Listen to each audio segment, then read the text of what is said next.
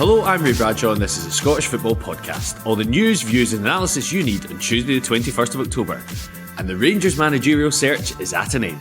Did a fantastic job at Sheffield Wednesday. He proved he's very adaptable. You know, he'd often change tactics in games, sometimes multiple times to great effect. Always felt that he was destined for the top while he was here at Wednesday, and I'd say this is a coup for Rangers. Danny Rohl arrives. What will he bring to Rangers? Let's be honest, the club aren't in the best place at the moment. So it has to be a mentality, because I think a lot of the players, if you ask them, the reason they come to the club is because of the expectation and the chances to go and win. And when you don't win, you need to take it. You need to take responsibility. What will he be walking into and what does he need to fix? And what do the fans make of his appointment? Anything's better than Martin. I don't know, to be honest, whether to be pleased or scared, really. It's not exciting times. We'll fill you in with everything you need to know. The Scottish Football Podcast from BBC Sports Scotland.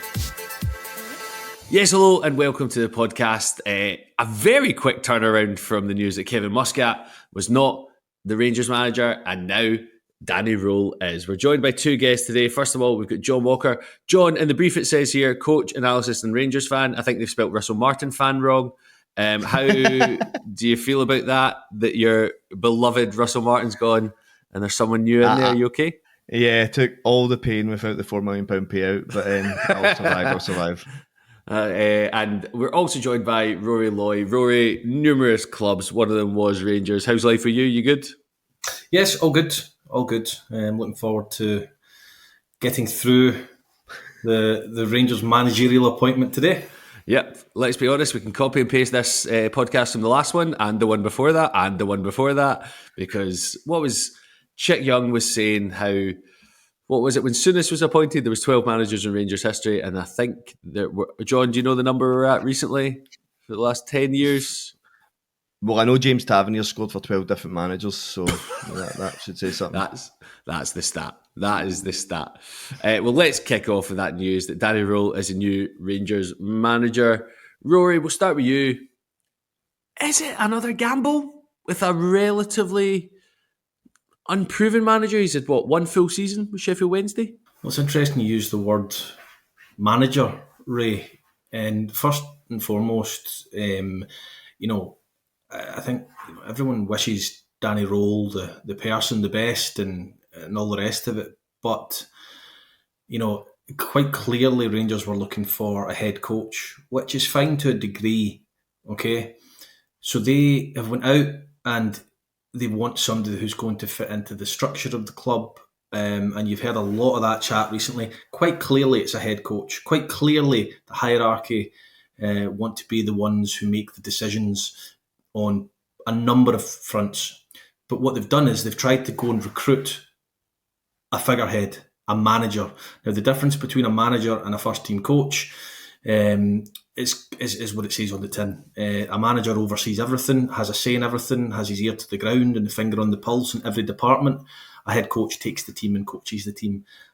So what Rangers have identified with this new structure is, and it's absolutely fine they want to keep to the structure, is identified the two opposite men to do what they want in Steven Gerrard and Kevin Muscat. And it's almost as though Danny Rohl's been told, right, you just wait there until we go and get the guys we actually want to see if they're going to do things our way. And if they are, then great. But if they're not, then you can get the job. That's how it's felt. And Danny Rohl, at one point, I think, threw his toys out the pram and said, actually, I'm not interested anymore, because I'm not waiting any longer. And then when the Muscat one fell through, Danny Rohl gets appointed. So, look, nothing against Danny Rohl. He's a 36-year-old who's had one club in Sheffield Wednesday. I know he was going through difficult times with their financial issues. With the best will in the world, I've heard many people say he's a fantastic coach. Not sure that's what Rangers need at this moment in time. I think they need a figurehead and a leader. That's not to suggest he won't grow into one. I don't think that he will necessarily go down particularly well, given the similarities he has with Russell Martin. So I'd like it on record that I find it disgusting that a Scottish football club now has a manager that is younger than me. That's when you know your career might not be happening. I see when I saw yesterday it said born in 1989, I was like, oh, that is horrific. John, He's younger than me as well. Yeah, I know. Well, I did think that, Rory, as well. And John, is he younger than you as well? He is. He's his first Rangers manager, younger than me, yeah. Yeah, game's over, man. Game's gone. For you, John, I would describe you as... You're all about football. I would also describe you as a bit of a football loser.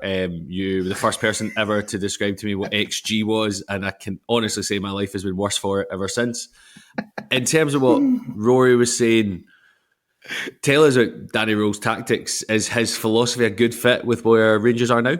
I think a couple of things that people are probably going to give him more time and buy into him a bit more is that's Barry Bannon and Josh Windass been on big media saying that he's so adaptable to what he's got in front of him. And I think that was something that was really levied at Russell Martin, was that he was putting his style of play in, was trying to get the players up to speed for his style of play, and tweaked that probably a little bit too much, but didn't really adapt to what he had in front of him and what he had available to him.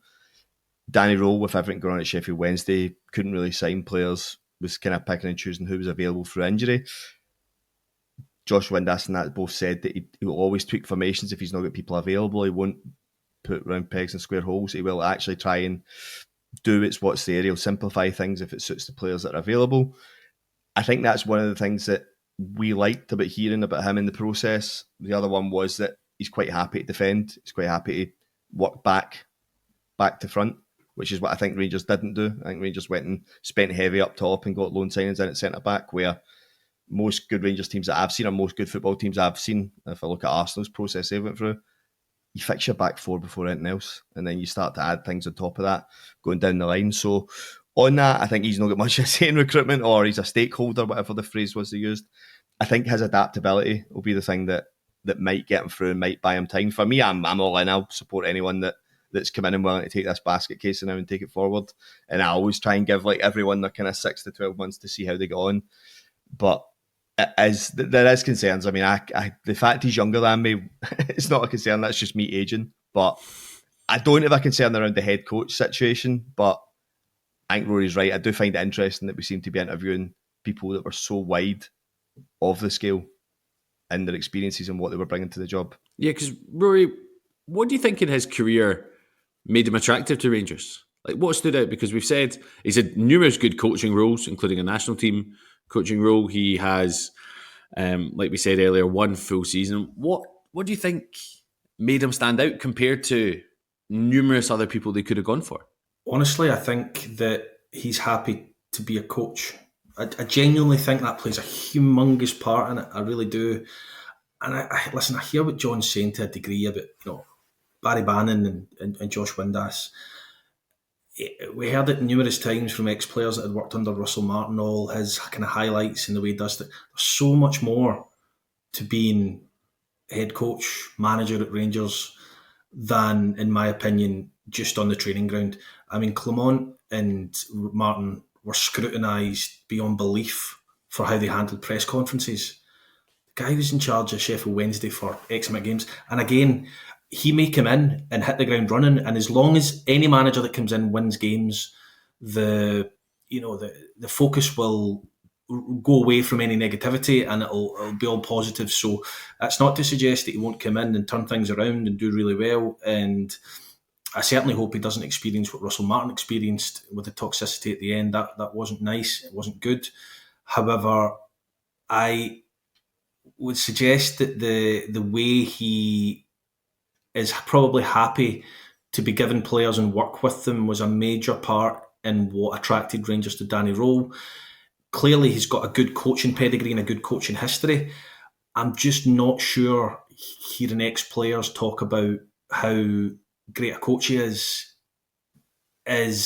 going to hold much weight when it comes to that first draw away to Dundee, at home to Kilmarnock, whoever it may be, and he needs to face the cameras and he needs to hold that position as Rangers manager. He needs to talk to players. So it'll be interesting to see, but it's just factual to say he doesn't have a lot of experience in it at any club, never mind a club the size of Rangers. Yeah, especially when you get Brendan Rodgers coming out this week and saying, what was the exact quote? Managing an English Premier League club is like a holiday compared to managing Celtic because of the whole Goldfish Bowl in Scotland. Yeah. It was funny, John was saying about former players giving their opinion.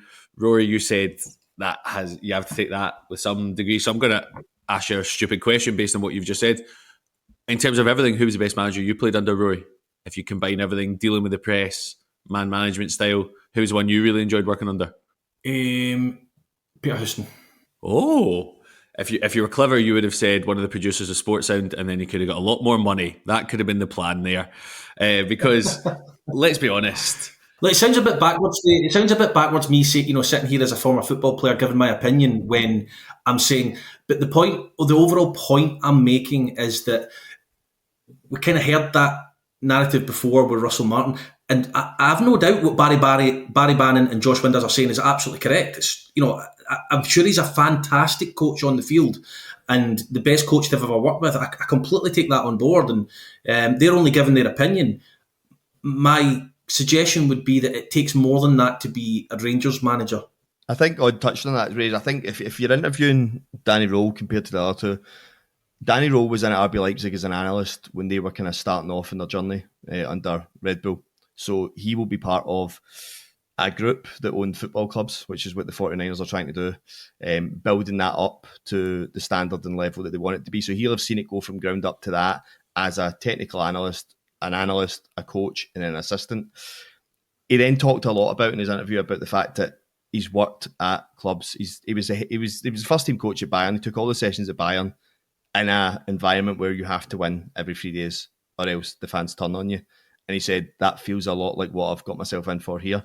So you can talk a good game and all that, but it does seem like his experience, albeit as an assistant. Michael Beale, John, was the brains and did everything behind the scenes under Gerrard. That was a narrative. He came in as the manager and he couldn't hack it. But that was at Rangers, mate. I think with all due respect, Rangers and Bayern Munich are completely two different things, two different sides, two different personalities. You're dealing with world-class footballers every day that you're having. I think being the manager of Rangers is a bigger job than being a first-team coach at Bayern Munich. I don't, but that's what football's good for. It's a good opinion. And then I think the comparison with Russell Martin, I think the place where it falls down outside the players is because Russell Martin went from being a player to being lucky enough to transition straight into being a coach at MK Dons without having any gap in there. He never went and worked for anyone as a first team coach. He never went and worked for anyone as an assistant. So when you appoint Russell Martin off of a really good CV at Southampton, building up clubs, players liking him, as Rory said, so it's the same, it can fall on deaf ears. If you're the 49ers and you then go, sound, we've done the interviews with Danny Rohl, who are his references? And you go, well, Hansi Flick's his reference. You can go speak to Hansi Flick. He worked for him for 5 years. And then Hansi Flick has won a Champions League. He's been German national team manager. He's won everything in 18 months with Bayern Munich. Goes, this guy's top. He's got the pedigree to go. He's got the personality to go. That reference probably carries a lot more weight than anyone else had in the coaching sphere. And I think that's probably why Danny Rohl was really the only one sounded out in a head coach manner. And everyone else seems to have been that figurehead that everyone thinks needs to be at Rangers. And I think there is an element of that that's totally true, because I've underestimated with the last one how bad it could go if you don't have don't know what it is, but like the way that I seen Ange Postecoglou handle the media for day one was like, yeah, that's right. If they say something that's not doesn't right, go for them, go back and stand up for yourself. And I think sometimes people try and appease everyone and try and say the right thing too often. I think we want someone like a Steven Gerrard who, when something stupid was said, would just shut it down and would stand up for Rangers. Can I just say as well that I don't. Sorry, Ray. I don't doubt for a second he's an unbelievable coach. I don't doubt that. I just want to make that abundantly clear. But being a manager at the club the size of Rangers, with players knocking on your door, fan pressure, with media pressure, with having to win every game, with the situation the club are in, with the pressure you'll be under from day one, versus taking a training session or two at Bayern Munich, for me, it's a whole different world. It's not that one's easy, it's just different. It's just completely different. And he's had no exposure, in my opinion, to what he's about to walk into. And that doesn't mean he won't be able to handle it and he won't do well and he won't do great. But he's had such a limited exposure to what he's about to get exposed to that, I can see why Baby Gerrard or Muscat was probably first on Rangers' list. Yeah, I think the main takeaway of that is I think we can all agree if Hansi Flick looks at his phone and Rangers are calling, he's not taking that call straight away. He is definitely not. He's going for a break, getting himself in mode, and that's probably what the delay was in appointing Danny Rohl.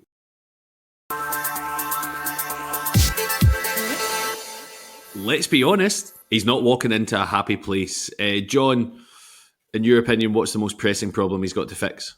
The defence, mate. The defence. I think you can nick 1-0s. You can get. We've got a front line that can score goals. They can. I don't buy into that. Gassama's brilliant. Like Gassama, if you can feed him the ball 4 or 5 times a game, he'll create something. Miofsky's a proven goal scorer. He's not quite hit the ground running here, but he is a goal scorer. Or last season, he didn't hit the ground running in Girona either. It felt like Girona had a weird transition season where they had hit these heights and then just were nowhere near it the following season. Ant-Man, I think there's a really good player in there. Mikey Moore, Finlay Curtis. I think there's plenty of good players in the front line that can get Rangers goals. What you need to stop doing is giving an uphill task where you need to win games. You need to be able to win games scrappy, 1-0. We're not doing that just now. I think there's a lot of uncertainty whether defenders are meant to be stepping, whether they're meant to be dropping, where they're meant to be, what the positional space is meant to be. I think Stephen Smith kind of touched on a lot of that, was simplifying, give clarity. And I think for 65 minutes, it was as comfortable as I've seen us play in a very long time. And then just out of nowhere, it seemed to be whatever buzzwords you want to say, mentality, anxiety, creeping in. And out of nowhere, Dundee United were 2-1 up. For me, it's the back line. It's whatever you do, whether you bring Giga back in and you move Cornelius out to left back to try and give Magoma a break and get a more experienced back line in there, because then you've got Tav, Suter, Giga, Cornelius, and then Butland behind him. You've got very experienced players there. You've got a good midfield to choose from with Raphael, Dio, Barron, Raskin, Asgard. It's good enough to be good in Scottish football. It's just we need to start shutting games out, and it's working for back to front. It's coach your backline, sort your backline, get everyone fighting for everything. And even if it's not pretty at the top end and the football's not right, it buys you time, because Rory's right. Like, he could be the best coach in the world. He could be good at handling players. He could actually be good at handling the pressure that he's done at Sheffield Wednesday with players not getting paid, and he's had to deal with all those complaints to him day to day, going, I'm not getting wages, I don't want to train. And then you've got to manage that whole different side of things with Sheffield Wednesday fans still saying, we need to survive in the Championship. And he's like, I've got 6 players that are not getting paid and haven't been paid for 8 weeks on my door every day going, what's happening with the money? The owner's only here. So there is like, he could be the best at handling all that. He draws 1-1 at home at Kilmarnock, loses on Thursday in Europe. We're back to square one going, what's going on here? Like how do we get behind anything now? That's 6 wins at home in the last 19 competitive games at Ibrox. Like that needs to be sorted at Kilmarnock. The European games maybe a bit of gimme. It's funny, John, hearing you say that with the sadness in your voice, whereas a Partick Thistle fan, hearing Rangers have won 6 out of their last 90 is joyous, like genuinely joyous. That's kind of form we would love. Rory, when you look at this... You're flying? Are you kidding me? It's going to happen. You know what happens, Rory. we lost our first league game at 5-1 and we all enjoyed it because that took pressure off. We're playing Ayr tonight, which I notice isn't in the script because Danny Rohl is dominating us. But also, there'll be people listening to this podcast going, there's a script. Like, yeah, I can agree with that too. I know how that works. For you, Rory, you've played for a lot of clubs over the years, been in lots of different dressing rooms. Does the dressing room feel like it's in a good place when you see the Rangers' heads going down, like John kind of alluded to at the end of that Dundee United game before James Tavernier gets them back into it? Do you think it's in a good place? Well, no, it's not. How could we watch this start to the season and gather anything other than it would be in a bad place? I mean, the form that Rangers have shown has been awful, and I agree with a lot of what John said there. They do need to fix the defence, but the biggest one is the results. He needs to, in my opinion, when he first comes in, he needs to sacrifice potentially a little bit of the way he wants to play and introduce it incrementally. He needs to get results. That needs to come first and foremost. See if it's a horrible, scrappy 1-0 win against Kilmarnock at the weekend and the same on Thursday against Brann. Just take what you can get results-wise and slowly but surely start to implement your style of play so that even if it's this time next year, the results have been there. Performances maybe not, but you're eventually getting to a place, because these things don't happen overnight. Ange Postecoglou was very much the exception to the rule. That doesn't happen very often. You don't come in, have a sticky start, and then all of a sudden your style of play, everything just works immensely well. That is rare, and credit to Ange Postecoglou for that. I think Danny Rohl needs to come in. He needs to sacrifice beautiful football for results, as John's touched on, and then slowly but surely couple of signings in January, because I actually think Rangers, and John's touched on it, his midfield. Have they got money to spend in January, do you think, Rory? I think if he gets the best out of the current group, I don't think out with the defence there's a need to go maybe another striker in if Chermiti's not doing it, which is outrageous to say given the money they spent. Of course it is, but he's not shown too many signs yet. But they need a centre back to join in with Cornelius and Suter, because Giga's not good enough in my opinion. I think Magoma's got potential. He's shown fits and starts, but he needs to be spelled in the team. But I don't think it should be a case of looking towards January. I think Rothwell's shown signs in the last few weeks that he was driving with the ball in the first half on Saturday. He's got that in him, clearly. He looked a different player at times. Same with Asgard. I think Majovski's a good signing. You've got Raskin in there. Ant-Man's shown in glimpses. Gassama, as John said, has looked very good. I don't think there's this need to panic about the playing squad and go, oh my God, like we need a full new squad. And there's potential there. They just need somebody to come in and get the potential out of them. But that being said, I think come January, John's touched on it, the defence will be paramount. Will there be money there? I think there'll be enough to go and get a centre back or a left back. I would imagine so. But beyond that, I think they'll be looking to the manager to work with what they've got already. Final question. I'm going to ask both of you this question. John, we'll start with you. There's 8 months left of the season, something like that. What is now a realistic expectation for the season at Rangers? I think you're in the same position you were in when Clement came in, although I don't think the league title is gone by any means, because I've said from seeing the first weekend of Rangers and Celtic that I felt that between first and fifth it'll be the lowest difference in points there's ever been in the SPFL. It'll be the tightest first to fifth points gap. I think Rangers and Celtic will drop points at Hibs and Hearts and Aberdeen. I've absolutely no doubts about that. So you also said Hearts. You also said Hearts wouldn't split Rangers and Celtic, and it looks like you might be right. There'll be one above them. There'll be one above both. I think you've got to put all your eggs in the basket and say, like, you've got to do that. Alex McLeish. They keep going on. God, I can't believe we go back to this. But it's the Alex McLeish double. When you come in when the league season looks like it might be gone, you've got to go and grab both cups. You've got to go and be doing that and get into at least the playoff phase. I know he's kind of got an uphill task in the Europa League.